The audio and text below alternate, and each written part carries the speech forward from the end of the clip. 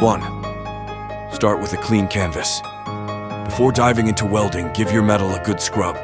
Get rid of any dirt, rust, or old paint. A clean surface sets the stage for a weld that'll stick like glue. 2. Know your welding flavors. Just like ice cream comes in different flavors, welding has various techniques. MIG, TIG, stick welding, and more. Each has its strengths, so pick the one that suits the metal and job you're dealing with. 3. Keep it smooth and steady. Imagine welding like drawing a perfect line. To achieve that, maintain a consistent distance between your welding tool and the metal.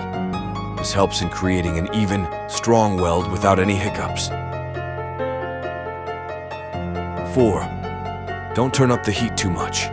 Adjust the heat on your welding machine wisely. Too much heat can be like trying to cook a delicate dish with the highest flame. It messes up the outcome.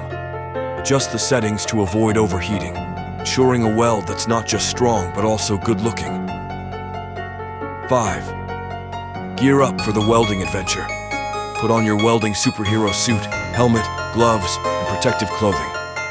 Also, set up shop in a well-ventilated area.